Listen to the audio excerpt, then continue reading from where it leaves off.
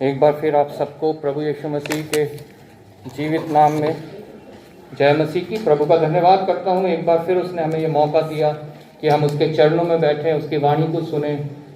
और जब हम यहाँ बैठे हम अपने हृदयों की भूमि को तैयार करें कि जब बीज पड़े तो फलवंत हो, नाश ना होने पाए, शैतान उसे चुराने ना पाए। क्योंकि प्रभु ने खुद अपने वचन में कहा है कि मैंने अपने बड़े नाम से ज़्यादा अपने वचन को महत्व दिया है, और उसके वचन के ही द्वारा हमारे जीवन में छुटकारा है, उसके वचन के द्वारा ही हमारे जीवन में चंगाई है, उसके वचन के द्वारा ही हमारे जीवन में भरपूरी है। और जब हम वचन पढ़ते और मनन करते हैं तो परमेश्वर हमारा पिता हमसे बातचीत करता है, और उसकी बातों को जब हम मानते हैं तो वह हमारी अगुवाई करता है। हालेलुया। हम इस डिबेट में नहीं पढ़ते कि खुदा बोले कि परमेश्वर बोले या ईश्वर बोले या प्रभु बोले, क्योंकि सबका अर्थ एक ही है। और वचन में ये भी लिखा है कि अंत के दिनों में बहुत से ऐसे नबी खड़े हो जाएंगे जो उनको भी भरमा देंगे जो मेरे अपने कहलाते हैं। हालेलुया। इसलिए हम सब वचन की जो इस वचन में लिखा है, इसके प्रकाश में ही हम सब चीजों को जांच सकते हैं, जान सकते हैं। और इस वचन में ऐसा कहीं नहीं लिखा कि हम उसको इस नाम से पुकारे या उस नाम से पुकारे। हालेलुया। हमारे हृदय में उसके प्रति धन्यवाद होना चाहिए, हमारे हृदय में उसका सिंहासन होना चाहिए। चाहे हम उसको बिना नाम के भी पुकारे तो वो हमारी सुनेगा। हालेलुया। प्रभु का धन्यवाद करता हूँ एक बार फिर कि उसने मुझे ये मौका दिया कि मैं यहाँ पे खड़े होके प्रभु के वचन में से जो वो मुझसे बातें करना चाहता है वो आप तक भी पहुँचाऊँ।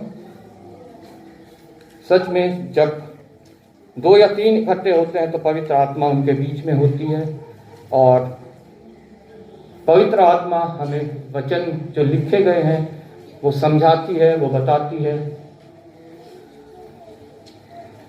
मैं रिक्वेस्ट करूंगा क्वायर से वो एक गीत का जगह है, पवित्र आत्मा तू आ,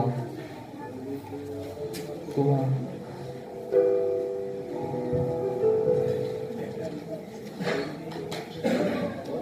पवित्र आत्मा तू आ,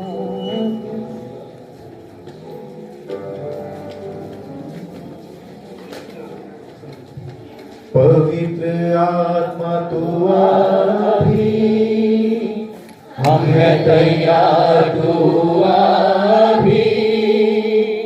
पवित्र आत्मा तू आ भी, हम हैं तैयार तू आ भी। आ तू अभी, ये है तेरा तैयार तू आ भी। पवित्र आत्मा तू आ भी, हम हैं तैयार तू आ भी। आ तू अभी, ये है तेरा घर, तेरा घर। अब आ तू इसमें अभी, तेरा घर, तेरा घर। अब आ तू इसमें अभी।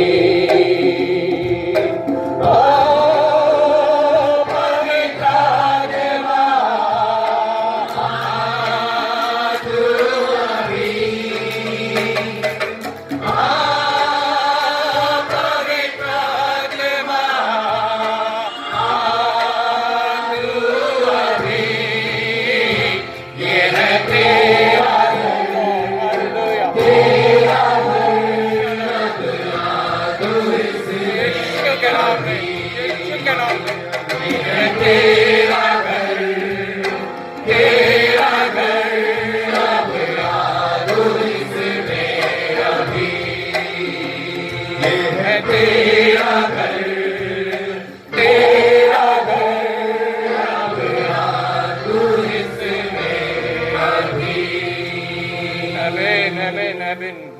फेवर से रिक्वेस्ट करूंगा वो वचन के लिए और मेरे लिए प्रार्थना करें।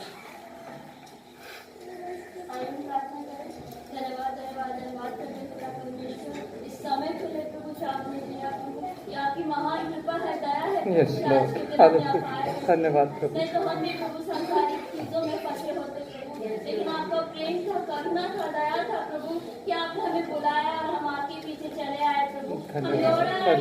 धन्यवाद प्रभु। आपने हमारे मनों को खोले, धन्यवाद करते हैं प्रभु। समय के लिए प्रभु बहुत ही बहुमूल्य समय है प्रभु कि हम यस लॉर्ड, हालेलुया, धन्यवाद प्रभु। प्रार्थना करते हैं प्रभु। आपने अपनी पवित्र आत्मा दिया, धन्यवाद प्रभु, धन्यवाद वो भी जो वचन बोले प्रभु यीशु के नाम से। बल्कि आपकी ओर से हम तक यस लॉर्ड, आमीन आमीन। आज हम यहाँ बैठे हैं प्रभु, हम हर एक को प्रभु उनकी भूमि को तैयार धन्यवाद, कीजिए प्रभु, धन्यवाद ताकि जो भी वचन उससे धन्यवाद पढ़े प्रभु, प्रभु। वो व्यर्थ ना जाए प्रभु, वो खाली ना जाए प्रभु, बल्कि वो 100 गुना फलवंत होने वाला बन सके प्रभु। हर एक वचन को प्रभु हम ग्रहण करने वाले बन सके प्रभु, और उस वचन को लेकर प्रभु जब हम इस दुनिया में चलते फिरते हैं तो प्रभु हम आपकी चलती बीती पत्री बनने वाले बन सके प्रभु, कि हमारे कारण प्रभु हमारे वजह से कोई ठोकर ना खाए प्रभु, बल्कि हमको पढ़ के प्रभु आपको जानने वाले, आपकी प्रशंसा करने वाले यस लॉर्ड, आमीन, हालेलुया। कुछ भी नहीं है प्रभु, धन्यवाद हम सिर्फ प्रभु, आपके धन्यवाद योग्य भी प्रभु। नहीं थे प्रभु, लेकिन आपने हमें अपने योग्य बनाया है प्रभु, और हम आपसे हे पिता है ऊपर करके प्रार्थना करते हैं और आप हमारी सुनते हैं प्रभु। धन्यवाद, धन्यवाद, धन्यवाद, धन्यवाद प्रभु। जो भी कमी घटी उसे पूरा करना प्रभु, यीशु के नाम, यीशु के नाम, लेकर आगे बढ़ने वाले बन सके। आमीन आमीन। आपका वचन भी कहता है मैं जो हूँ सो हूँ प्रभु, हम उस वचन को लेकर चलने वाले बन सके प्रभु, आपके वचन को आमीन, आगे बढ़ने वाले हालेलुया, बन सके। धन्यवाद प्रभु। प्रार्थना आपके बेटे प्रभु यीशु मसीह के नाम से मांगती हूँ, आमीन आमीन, धन्यवाद प्रभु। आज के वचन पाठ के लिए हम निकालेंगे इब्रानियों उसका 10 अध्याय 26 से लेकर 31 तक। Epistle of Hebrew chapter 10 26 to 31। क्योंकि सच्चाई की पहचान प्राप्त करने के बाद यदि हम जानबूझकर पाप करते हैं तो पापों के लिए फिर कोई बलिदान बाकी नहीं। हाँ, दंड का एक भयानक बाढ़ जोना और आग का ज्वलन बाकी है जो विरोधियों को भस्म कर देगा। जब मूसा की व्यवस्था का न मानने वाला 2 या 3 जनों की गवाहियों पर बिना दया के मार डाला जाता है, तो सोच लो कि वह कितने और भी भारी दंड के योग्य ठहरेंगे, जिसने परमेश्वर के पुत्रों को पांव से रौंदा और वाचा के लहू को जिसके द्वारा वह पवित्र ठहराया गया था अपवित्र जाना है और अनुग्रह के आत्मा का अपमान किया। क्योंकि हम उसे जानते हैं जिसने कहा पलटा लेना मेरा काम है, मैं ही बदला दूंगा। और फिर यह है कि प्रभु अपने लोगों का न्याय करेगा। जीवते परमेश्वर के हाथों में पकड़ पड़ना भयानक बात है। प्रभु अपने वचन के पढ़े और सुने जाने पर आशीष दे। यहाँ इस प्रकार लिखा है, क्योंकि सच्चाई की पहचान प्राप्त करने के बाद। हालेलुया। सच्चाई की पहचान क्या है? परमेश्वर का वचन हमें बताता है तुम सत्य को जानोगे और वह तुम्हें स्वतंत्र करेगा। जब हमें सच्चाई की पहचान हो जाती है वो समय है जब प्रभु यीशु मसीह को हम ग्रहण करते हैं, उसके वचनों को हम पढ़ते हैं, मनन करते हैं और जो कुछ उसमें लिखा है वो हमें सच्चाई की पहचान करवाता है। हालेलुया। ये सब हम लोगों के लिए लिखा हुआ है जितनों ने सच्चाई की पहचान प्राप्त की है, चाहे वो मैं हूं चाहे आप लोग हैं। और वचन हमें बताता है सत्य क्या है। परमेश्वर का वचन सत्य है। हालेलुया। जो कुछ इस वचन में लिखा गया है वो आज साइंटिस्ट भी मानने लगे हैं कि सब कुछ सत्य है और जो कुछ घटित हो रहा है सब इसमें पहले से ही वर्णित है। हालेलुया। और जब कोई जन मसीह को ग्रहण करता है तो वो सच्चाई की पहचान को प्राप्त करता है। हालेलुया। संसारिक मनुष्य नहीं, शारीरिक मनुष्य नहीं, सिर्फ एक मसीही जन उस सच्चाई की पहचान को प्राप्त करता है। आज वचन हमें वही चेतावनी दे रहा है, क्योंकि सच्चाई की पहचान प्राप्त करने के बाद, हम सब ने सच्चाई की पहचान प्राप्त की है, लेकिन उसके बाद यदि हम जानबूझकर पाप करते हैं तो पापों के लिए फिर कोई बलिदान बाकी नहीं। पुराने समय में हम देखते थे, वचन में हम पढ़ते हैं कितनी प्रकार के बलिदान चढ़ाए जाते थे जो पर्याप्त नहीं थे, जिनके द्वारा मनुष्य उद्धार नहीं पा सकता था। प्रतिवर्ष महायाजक पहले अपने लिए बलिदान चढ़ाता था और फिर लोगों के लिए बलिदान चढ़ाता था। इस प्रकार से बहुत से बलिदानों के बारे में हम पढ़ते हैं, उनके विषय में आज जिक्र नहीं कर रहा हूं। हम सब ने वचन पढ़े हैं और हम सब जानते हैं कितने प्रकार के बलि चढ़ाए जाते थे। लेकिन भविष्यवक्ताओं ने भविष्यवाणी करी कि एक और हमेशा के लिए एक जन अपना बलिदान चढ़ाएगा और उसके बाद सारे बलिदान समाप्त हो जाएंगे, खत्म हो जाएंगे। लेकिन वो बलिदान कार्य किसके द्वारा करेगा? विश्वास के द्वारा, कि जो उस पे विश्वास करेगा उसके बलिदान पे वो नाश नहीं होगा परंतु अनंत जीवन पाएगा। हम अपने कर्मों के द्वारा, अपने धार्मिक कर्मों के द्वारा, अपने भले कामों के द्वारा, अपनी सामर्थ्य के द्वारा, अपने धन दौलत के द्वारा या किसी और मनुष्य के द्वारा या किसी नबी के द्वारा हम उद्धार नहीं पा सकते। सिर्फ और सिर्फ जैसा कि प्रेरित काम में लिखा है कि पृथ्वी के ऊपर, आसमान के नीचे सिर्फ एक नाम दिया गया है जिसके द्वारा हम उद्धार पा सकते हैं। हालेलुया। उसी के विषय में लिखा है, यदि हम उसकी सच्चाई को प्राप्त करने के बाद अगर जानबूझकर पाप करते रहे तो पापों के लिए फिर कोई बलिदान बाकी नहीं, क्योंकि वो एक बार और हमेशा के लिए एक बलिदान हो चुका है। उसके बाद कोई भी बलिदान हमें पापों से छुटकारा नहीं दे सकता। मैं भी सोचता था, हम सब सोचते होंगे कि जब हम इस श्रापित भूमि में हैं तो हमारे से तो पाप होते ही रहते हैं, लेकिन ये जानबूझ के पाप करना और पाप में फिसल जाना, ये दो अलग अलग बात है। एक सच्चाई की पहचान हम प्राप्त करने के बाद भी मसीह का इनकार करते हैं, हमें पता है कि ये पाप है, ये मसीह के विरोध में है, तब भी हम उस कार्य को करते हैं, तो वो जानबूझ के पाप करना है। हम जानते हैं इसके लिए प्रभु यीशु मसीह ने इन पापों के लिए मेरे लिए सूली पे ठोका गया, और फिर भी हम वही कार्य को करते हैं, तो ये जानबूझ के पाप है। लेकिन जब तक हम इस पृथ्वी पे हैं, इस श्रापित भूमि के ऊपर हमारे कदम हैं, तब तक हम पाप से बच नहीं सकते। इसलिए हमें प्रतिपल प्रभु यीशु मसीह की आवश्यकता है। मैं ये विश्वास कर सकता हूं कि यदि हमसे कोई गलती हो जाती है, कोई पाप हो जाता है भूले से, तो हम पछताते हैं।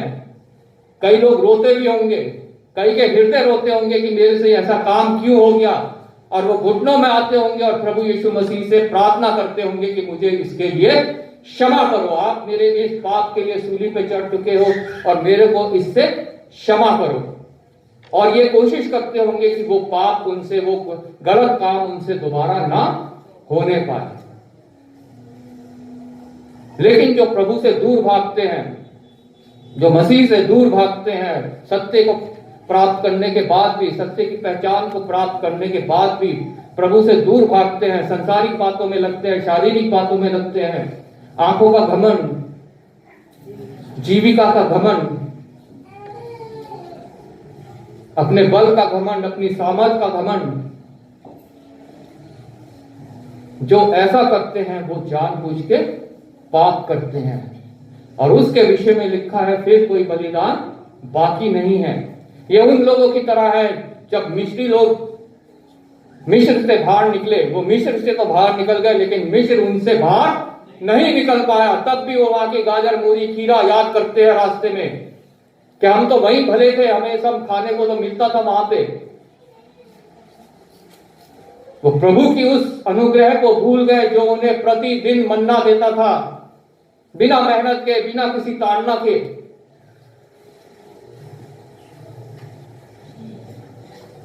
जो उनको मार्ग में लिए चला, जो उनके आगे बिजली का खंबा, आग का खंबा बन के चला, जो उनके पीछे आग का खंबा बन के चला, कुड़कुड़ाने लगे, गुड़गुड़ाने लगे, जो उन्हें वहां से निकाल के लाया था उसके ऊपर यहोवा परमेश्वर के ऊपर और उसके दास मूसा के ऊपर। हम सब जानते हैं, वचन की प्रकाश में हम देखते हैं, हमने पढ़ा है कि वो सब नाश हो गए उस मार्ग में ही। क्या हम इस मार्ग में नाश होना चाहते हैं? ये हमारा सफर भी वही है। हम उस गुलामी से, मिस्र से निकलकर सिय्योन देश की ओर बढ़ रहे हैं, जो प्रभु ने वाचा का देश हमारे लिए ठहराया है। हालेलुया।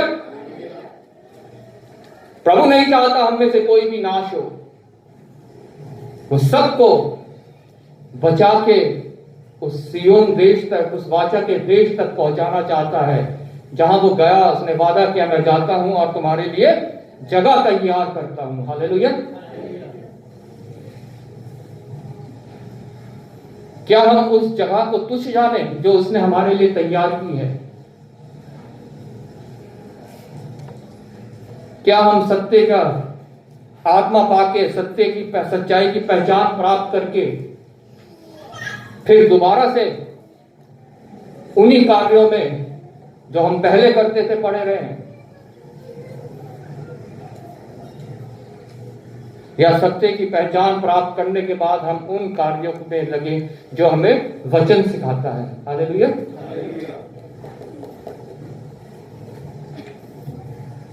हमारे पास समय बहुत कम बचा है, लेकिन तब भी हम सोचते हैं हमारे पास समय है। हम नहीं जानते हम में से कितने लोग कल का दिन देख पाएंगे। आज पृथ्वी में हमारी हाजिरी लग गई है, कल लगेगी कि नहीं लगेगी, लेकिन फिर भी हम उस सच्चाई की पहचान प्राप्त करने के बाद जानबूझकर पाप में पड़ते रहते हैं। हालेलुया। लेकिन प्रभु की यह मनसा नहीं है, उसकी ये इच्छा नहीं है कि कोई भी जन नाश हो, कोई भी जन उस स्थान में जाए जो शैतान और उसकी सेना के लिए तैयार किया गया है। क्योंकि अब कोई बलिदान बाकी नहीं है, एक बार और हमेशा के लिए वो बलिदान हो चुका है। सिर्फ बाकी है तो विश्वास बाकी है कि हम उस पे ईमान लाते हैं, हम उस पे विश्वास करते हैं कि नहीं करते। हम पुराने नियम में विश्वासियों के बड़े बारे में पढ़ते हैं, इसमें 11वें अध्याय में लिखा है उन सब विश्वासियों के बारे में।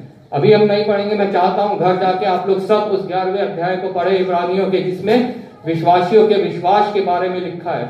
उनमें से भी कोई परफेक्ट नहीं था और हम में से भी कोई परफेक्ट नहीं है। ना मैं, ना आप लोग, ना पास्टर जी, कोई भी परफेक्ट नहीं है। इस पृथ्वी पे अगर कोई परफेक्ट चला फिरा है तो वो है सिर्फ प्रभु यीशु मसीह। हालेलुया। उसके अलावा कोई भी परफेक्ट नहीं है। सब पाप में फिसलते हैं कभी ना कभी। सबको प्रभु यीशु मसीह की आवश्यकता है हर समय, ताकि उनके वो गुनाह माफ किए जाएं और वो उस मुकुट तक पहुंचने पाए जो उनके लिए ठहराया गया है। Praise Lord. इसलिए कभी अगर हम पाप में फिसल भी जाते हैं तो हमें डरना नहीं है, हमें याद रखना है, जैसा वचन हमें बताता है कि हमारे पास एक उद्धार करता है जो हमें क्षमा करने के लिए हमेशा तैयार रहता है, तत्पर रहता है। सिर्फ हमें उस गुनाह का अंगीकार उसके सामने करना है और उससे उस गुनाह की माफी मांगनी है जो हमारे से जानबूझकर नहीं हुआ।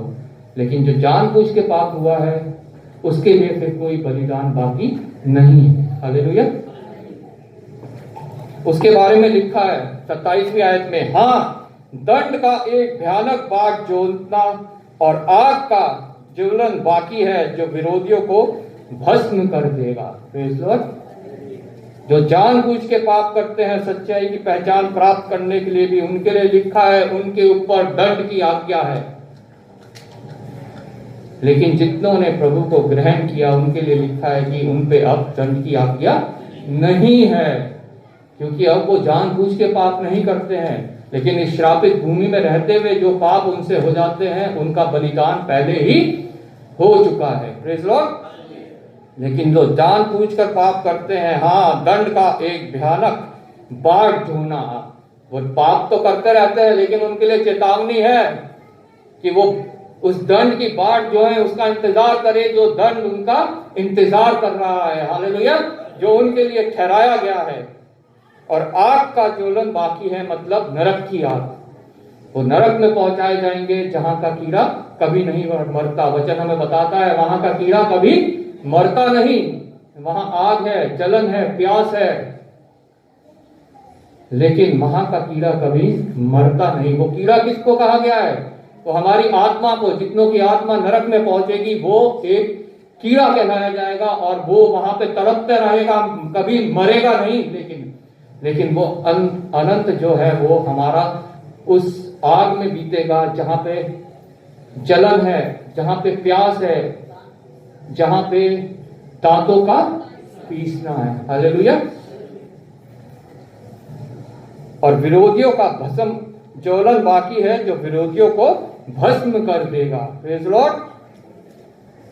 28वीं आयत में लिखा है, जब मूसा की व्यवस्था का ना मानने वाला 2 या 3 जनों की गवाही पर बिना दया के मार डाला जाता है।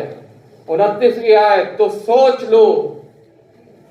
हम सब जानते हैं, पुराने नियम में हमने पढ़ा है, मूसा को व्यवस्था दी गई कि जाके इजराइलियों के बीच में उनको बताए कि परमेश्वर प्रभु उनसे क्या कहना चाहता है, जिंदा खुदा उनसे क्या कहना चाहता है।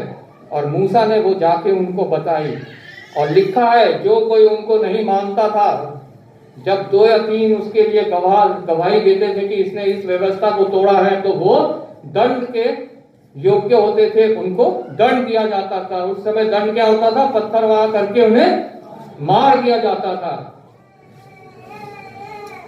जब मूसा की व्यवस्था का ना मानने वाला 2 या 3 जनों की गवाही पर बिना दया के मार डाला जाता है, तो सोच लो। आज वो सोचने का समय हमारे पास है, जो प्रभु यहां कह रहा है, सोच लो कि वह कितने और भी भारी दंड के योग्य ठहरेगा। वो दंड तो कुछ भी नहीं था उस समय, लेकिन जो सच्चाई की पहचान प्राप्त करने के बाद जानबूझकर पाप करता जाता है, तो सोच लो कि वह कितने और भी भारी दंड के योग्य ठहरेगा, जिसने परमेश्वर के पुत्र को पांव से रौंदा। जब हम वो जानबूझ के पाप करते हैं, परमेश्वर को जानने के बाद भी, उसके पुत्र को जानने के बाद भी, तो हम उसको अपने पांव तले रौंदते हैं। हम उसे पांव तले रौंदने का मतलब है हम उसे तुच्छ जानते हैं। हालेलुया।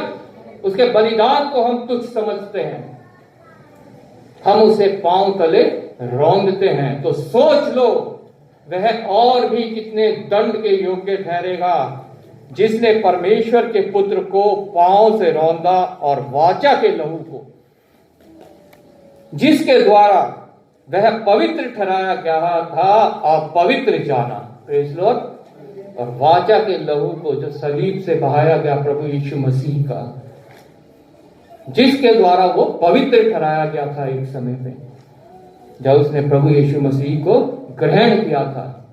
लेकिन उसके बाद भी उसने जानबूझ के पाप किए, तो उसने उस वाचा के लहू को, जिसके द्वारा वो पवित्र ठहराया गया था, अब पवित्र जाना। वो पवित्र लहू जिसके विषय में प्रत्येक मसीह जन जानता है, जो हमारे सारे पापों को धोकर दूर कर देता है, हमें हिम से भी अधिक श्वेत बना देता है। जिस लहू के नीचे जब हम आ जाते हैं तो हम पवित्र हो जाते हैं। हालेलुया। कोई हमारे योग्यता नहीं, कोई हमारी सामर्थ्य नहीं, कोई हमारे कार्य नहीं, हमारा छुटकारा सिर्फ विश्वास के द्वारा अनुग्रह से हुआ है। हालेलुया। और ये वाचा का लहू सिर्फ और सिर्फ विश्वास के द्वारा कार्य करता है। जब हम उस पर विश्वास लाते हैं तो हम पवित्र हो जाते हैं। लिखा है, जिसके द्वारा वह पवित्र ठहराया गया था। वो जन जिसने आज सच्चाई की पहचान प्राप्त करने के बाद भी जानबूझ के पाप किया, वो उस समय एक समय ऐसा था कि उस वाचा के लहू के द्वारा वो पवित्र ठहराया गया था। हालेलुया। यहाँ पे वचन हमें संसारिक लोगों के लिए नहीं, हमारे लिए बोल रहा है, हमें चेतावनी दे रहा है, हमें समझा रहा है, हमें बोल रहा है कि सोच लो। अगर हम ऐसा करते हैं तो हम क्या करते हैं? हम प्रभु यीशु मसीह को पैरों तले रोनते हैं और उसके वाचा के लहू को, जिसके द्वारा हम पवित्र ठहराए गए थे, उसे आप पवित्र जानते हैं। हालेलुया। तो पवित्र लहू हमारे लिए तुच्छ बन जाता है, अपवित्र बन जाता है और हम उसकी वैल्यू को नहीं समझ पाते हैं। Praise Lord. क्योंकि तब हम संसारिक बन जाते हैं, शारीरिक बन जाते हैं, और जब जानबूझ के हम पाप करते हैं तो हमारे अंदर पवित्र आत्मा नहीं रहता, वो उठ जाता है। हालेलुया। जिस प्रकार हम वचन में पढ़ते हैं, हमारा पहला राजा यहूदियों का शाऊल के ऊपर से वो पवित्र आत्मा उठ जाता था, वैसे ही हमारे ऊपर से भी वो पवित्र आत्मा उठ जाता है।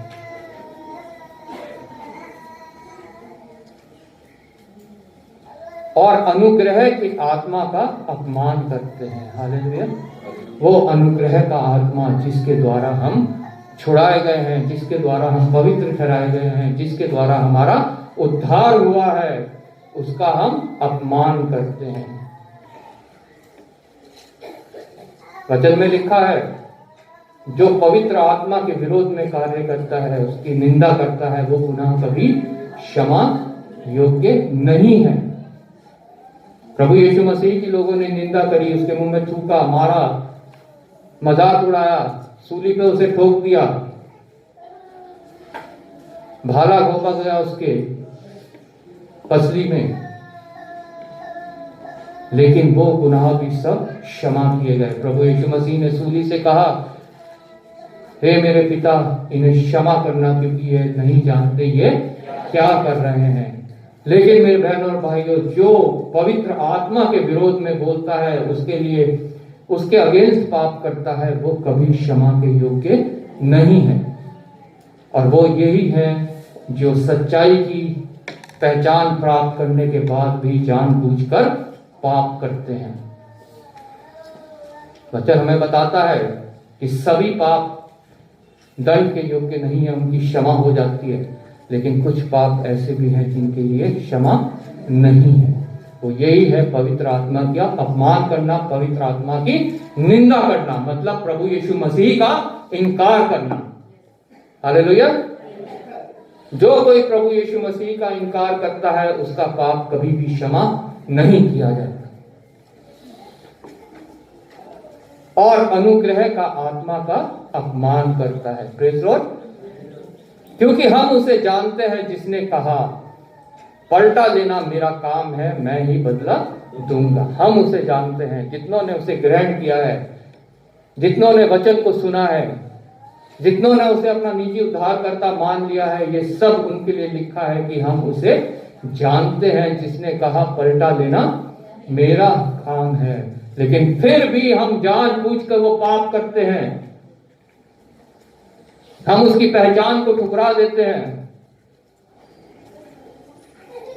लेकिन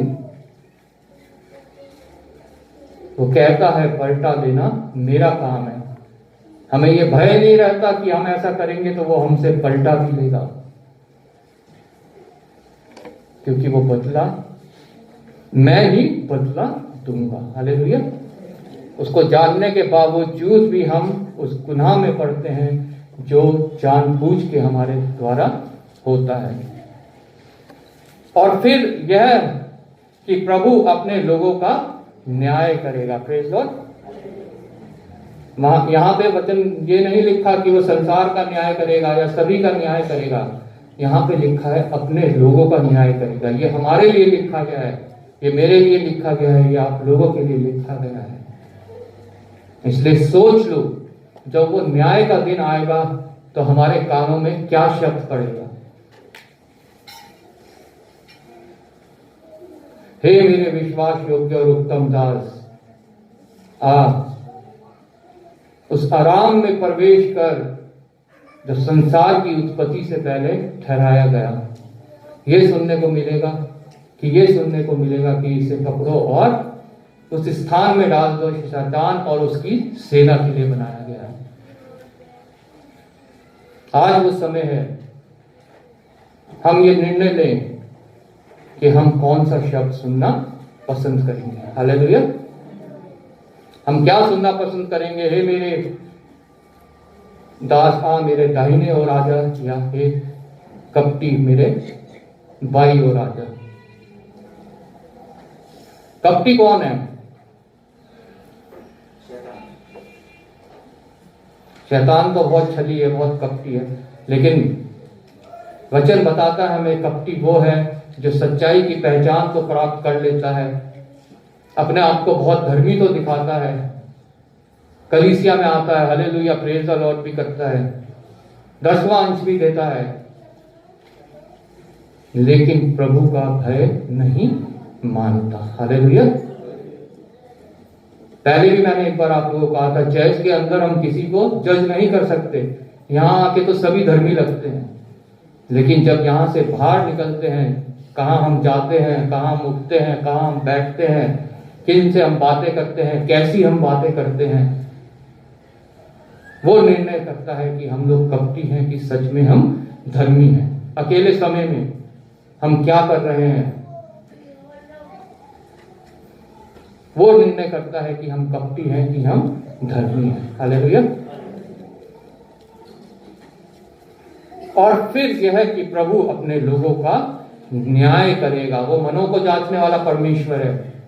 वह हमारे संसार की तरह हमारे बाहरी भाग को नहीं देखता, ना जांचता, ना जानता।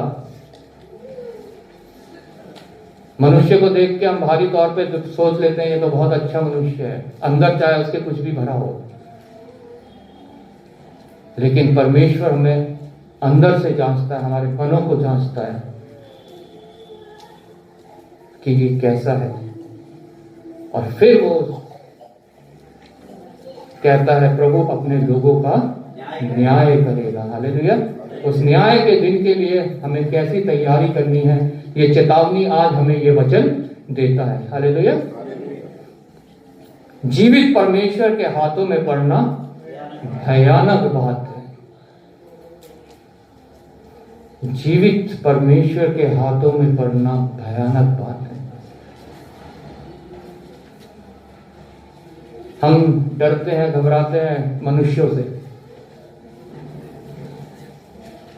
पाप करते हैं, कुछ गलत काम करते हैं, हम साथ सोचते हैं कि हमें वो ना देख ले, फलाना ना देख ले, लेकिन हम ये भूल जाते हैं कि एक दृष्टि सदैव हमारे ऊपर बनी रहती है, लगी रहती है, जिससे कुछ भी छुपा नहीं है। उसका भय हमारे अंदर नहीं है, मनुष्यों का भय हमारे अंदर बना रहता है। जिसका भय हमारे अंदर बना रहना चाहिए, उसका भय हमारे अंदर नहीं है। जीवते परमेश्वर के हाथों में पड़ना भयानक बात है। क्या हम उस जीवते परमेश्वर के हाथों में पड़ना चाहेंगे जिसके विषय में लिखा है भयानक बात है हमारे लिए?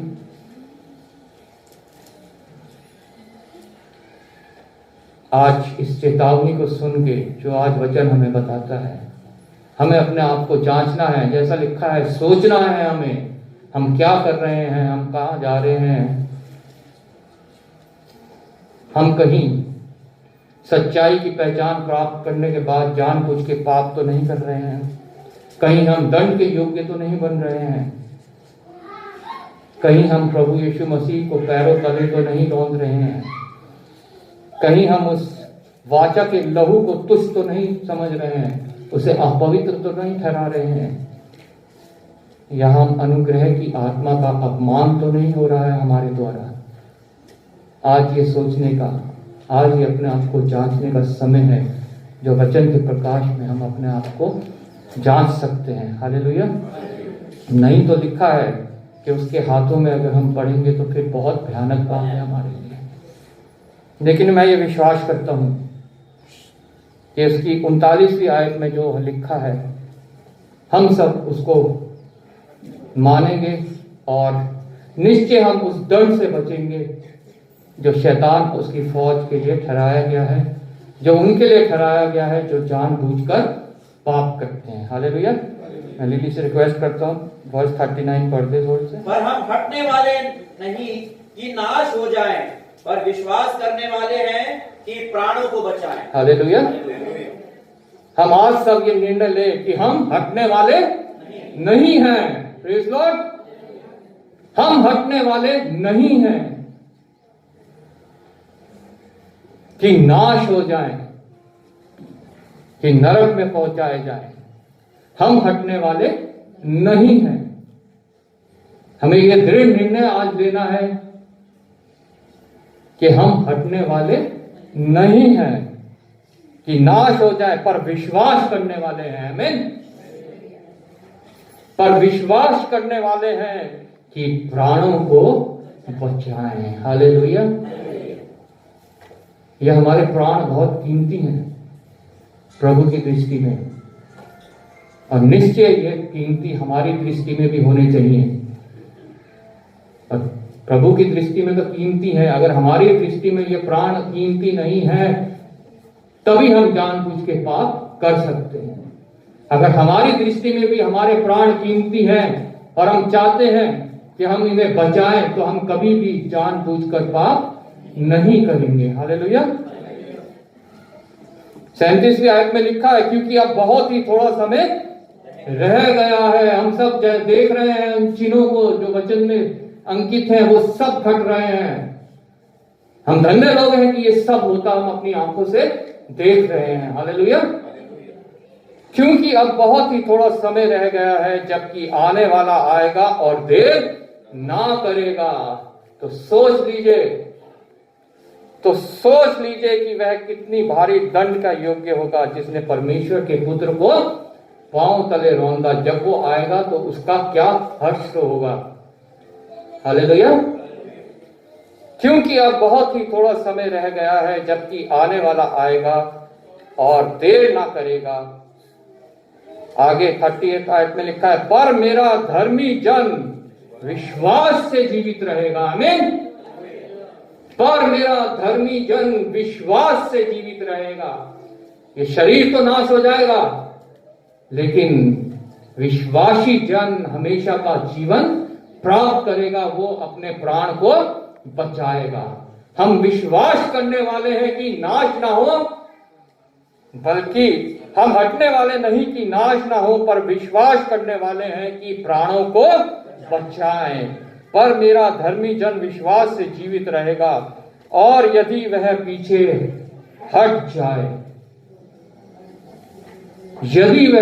हट जाए तो मेरा मन उससे प्रसन्न ना होगा। जब अब देर नहीं है, अब आने वाला है वो, तो क्या हम पीछे हटें या दृढ़ निश्चय करें कि हम हटने वाले नहीं हैं। आमीन। सोच लीजिए, जांच लीजिए अपने आप को, क्या हम पीछे हटने वाले हैं कि हमारा निर्णय है कि हम हटने वाले नहीं कि नाश हो, बल्कि नाश हो जाए, पर विश्वास करने वाले हैं कि प्राणों को बचाएं। हालेलुया। प्रभु आपको इस वचन के द्वारा आशीष दे। मैं विकास से रिक्वेस्ट करूंगा वचन के लिए प्रार्थना करें।